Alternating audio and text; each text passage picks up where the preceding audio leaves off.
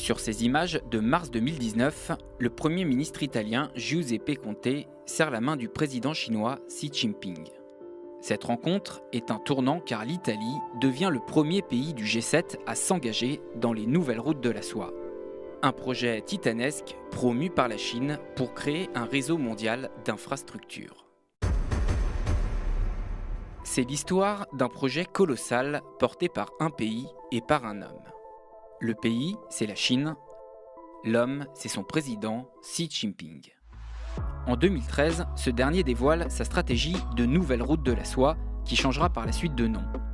One Belt, One Road ou encore Belt and Road Initiative. Belt pour les routes terrestres, Road pour les routes maritimes. Le projet est si important qu'en 2017, il est inscrit dans la constitution du Parti communiste chinois. À l'époque, Xi Jinping a une ambition, étendre l'influence de la Chine en ouvrant de nouvelles routes avec l'Europe, l'Asie centrale et l'Afrique. Pour le mettre en œuvre, Pékin veut développer des autoroutes, des lignes ferroviaires ou encore des ports maritimes qui doivent profiter à son commerce et à ses entreprises. Par exemple, ce train inauguré en 2017 au Kenya. Une ligne ferroviaire de 472 km qui relie la capitale Nairobi au plus grand port du pays. Financée essentiellement par la Chine pour plus de 3 milliards d'euros. Ou encore cet autre train de marchandises qui en 2017 arrive à Londres après 18 jours de voyage et 12 000 km parcourus depuis la Chine. Des projets comme cela, la Chine les a multipliés pour créer un vaste réseau mondial d'infrastructures déjà existantes ou en construction. De la Chine vers l'ouest, en traversant l'Eurasie par voie terrestre, et l'océan Indien par voie maritime.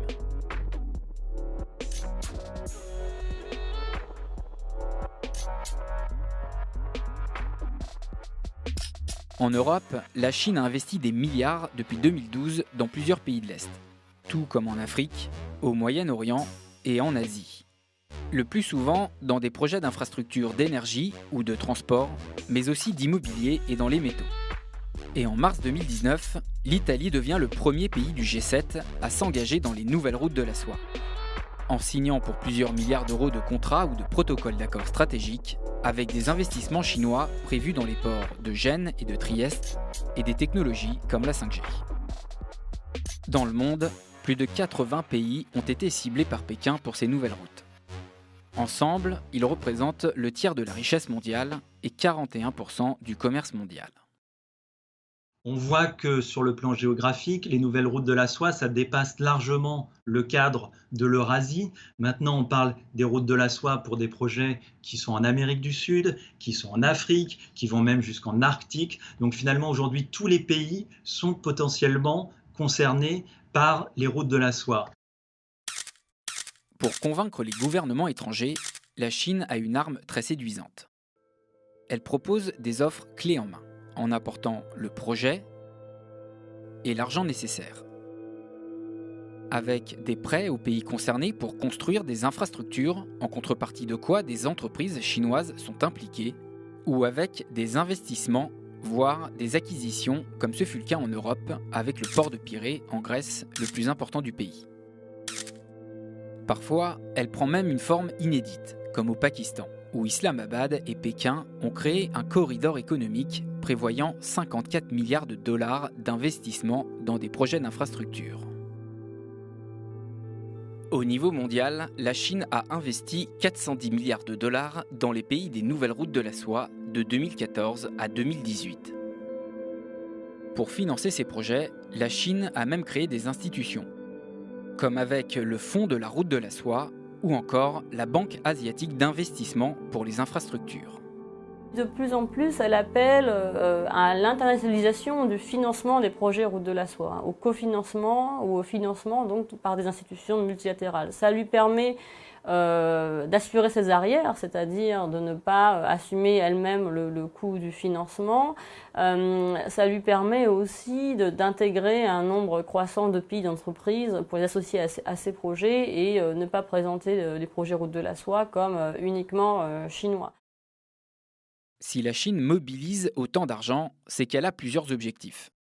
Tout d'abord, elle veut sécuriser les routes par lesquelles transitent les marchandises qu'elle vend partout dans le monde. Elle veut aussi s'ouvrir de nouveaux débouchés économiques en renforçant ses liens. Ces échanges commerciaux avec les pays des routes de la soie pourraient ainsi augmenter de 117 milliards de dollars rien qu'en 2019. Les nouvelles routes de la soie révèlent les ambitions de la Chine, mais aussi ses besoins. En particulier, son besoin en matières premières dont elle cherche à sécuriser à tout prix son approvisionnement, mais aussi la Chine a besoin d'exporter, car elle est en surcapacité de production dans plusieurs secteurs, comme l'acier ou l'aluminium, où elle dispose de beaucoup de stocks. Avec les chantiers des routes de la soie, elle peut les redéployer à l'international. La Chine a lancé cette politique de Belt and Road Initiative en 2013 pour justement utiliser les surcapacités que génère l'économie chinoise, notamment en matière d'acier, de ciment, tout ce qui concerne en fait le domaine de la construction.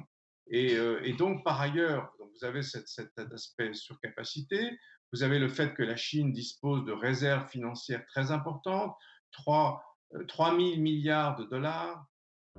Enfin, c'est aussi sur le plan intérieur que se jouent les choses. Les nouvelles routes de la soie doivent contribuer à réduire les déséquilibres économiques entre les régions côtières, très riches, avec des villes comme Shanghai, et d'autres régions de l'Ouest, en les ouvrant à des routes commerciales. En Chine même, finalement, les autorités locales ont tendance à évoquer les routes de la soie sur de nombreux projets parce que pour elles, c'est l'occasion et ça leur permet finalement d'accéder plus facilement à des crédits que si c'était un projet, j'allais dire, perdu dans la masse. Mais les nouvelles routes de la soie créent de l'inquiétude, notamment sur le niveau d'endettement des pays partenaires. L'exemple du Sri Lanka a marqué les esprits. Dans l'incapacité de rembourser des prêts accordés par Pékin, le pays a dû céder à la Chine le contrôle d'un de ses ports pour 99 ans en échange d'un effacement de sa dette. La question du contrôle des infrastructures se pose. Tout dépend de l'infrastructure concernée. Tout dépend aussi du degré de participation des entreprises chinoises ou des banques chinoises dans le projet. Donc en effet, le cas du Sri Lanka est extrême dans le sens où là c'est une concession accordée à l'entreprise chinoise suite à un cas d'endettement. Ensuite, beaucoup de questions avaient émergé concernant par exemple l'aéroport de Toulouse-Blagnac, mais de fait, la Chine n'était pas majoritaire dans ce projet et elle se retire actuellement du projet. Donc il ne faut pas, je pense, généraliser sur le contrôle des infrastructures. La Chine a massivement prêté de l'argent dans le monde, faisant craindre une spirale de surendettement dans plusieurs pays. De quoi faire réagir la présidente du Fonds monétaire international, Christine Lagarde. The Belt and Road Initiative can provide much needed infrastructure financing to partner countries. But these ventures can also lead to problematic increase in debt, potentially limited other spending as debt services arise. L'autre source d'inquiétude, ce sont les ambitions géopolitiques des nouvelles routes de la soie. C'est ce que révèle un document du ministère de l'économie en France, daté de 2018. Cette initiative, dans les faits pragmatique et évolutive, est l'expression d'une stratégie globale qui permettrait de réduire les vulnérabilités géopolitiques de la Chine, d'accroître la capacité de projection de sa puissance, d'abord économique. Cette stratégie se manifeste notamment par la volonté de la Chine d'utiliser les nouvelles routes de la soie pour instaurer de nouveaux standards et de nouvelles règles. Avec l'organisation de sommets internationaux des nouvelles routes de la soie, comme en avril 2019 avec la participation d'une trentaine de chefs d'État, ou encore la Banque asiatique d'investissement pour les infrastructures. Rejoint par une cinquantaine de pays à sa création en 2016, dont la France et le Royaume-Uni, certains la voient comme une concurrente de la Banque mondiale. La question est posée aujourd'hui, est-ce que le Forum des nouvelles routes de la soie, s'il continue à se tenir à rythme régulier dans les prochaines années et à rassembler un nombre significatif de chefs d'État et de gouvernement, est-ce que ce nouveau Forum des routes de la soie sera en mesure de rivaliser avec d'autres rencontres multilatérales existantes, telles que le G20 par exemple? Ça, c'est une question qui est posée à l'heure actuelle. Ces questionnements ont été pointés par Jean-Pierre Raffarin dans une commission au Sénat en 2018.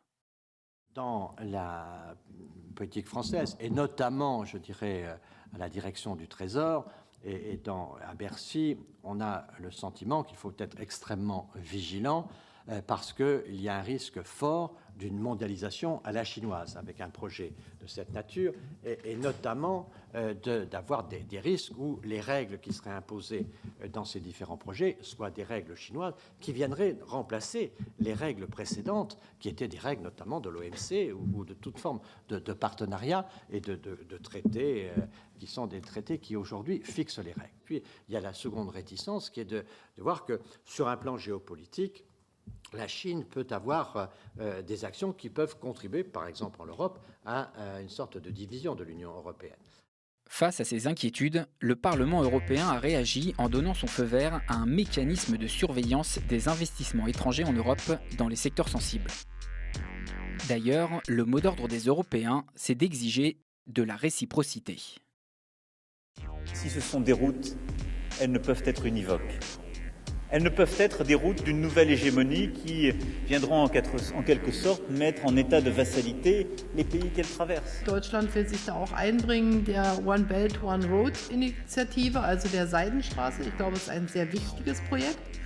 Und bei diesem Projekt wollen wir als Europäer auch eine aktive Rolle spielen und uns einbringen.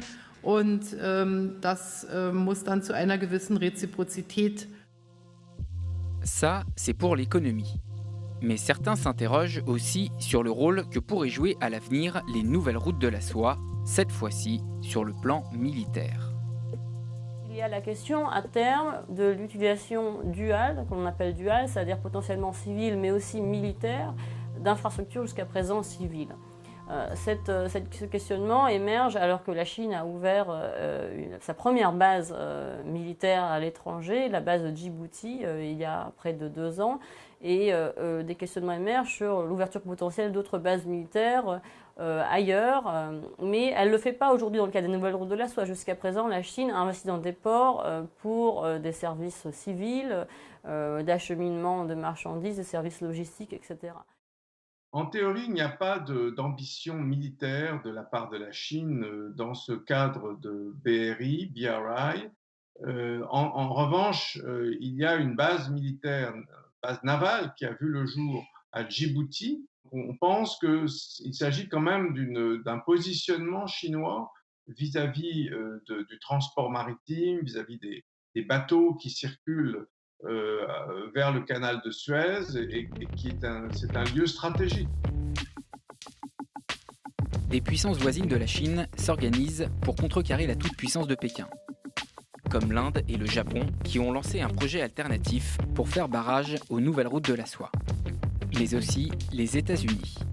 Les États-Unis ne sont évidemment pas favorables au Belt and Road Initiative parce qu'ils considèrent que c'est une stratégie géopolitique de la Chine de conquête, d'implantation à travers cette diplomatie des infrastructures, on peut dire.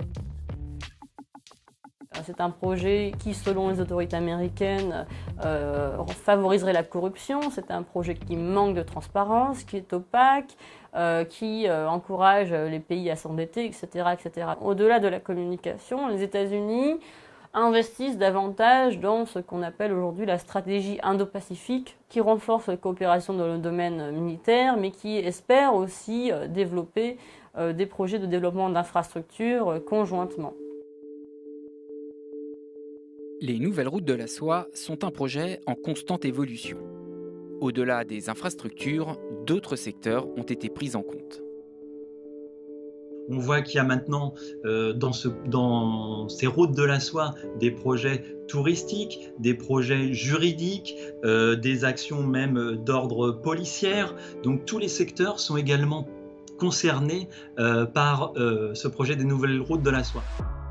Et sur le plan géographique, la Chine voit déjà bien plus loin. Son prochain terrain de bataille pourrait être l'Arctique, avec une route polaire de la soie si rien n'est fait pour enrayer la fonte des glaces dans cette partie du globe.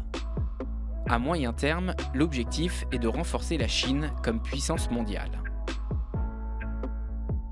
Car la Chine a le temps, Les nouvelles routes de la soie sont un projet d'ici 2049. Une date qui ne doit rien au hasard. Cette année-là, ce sera alors le 100e anniversaire de la création de la République populaire de Chine.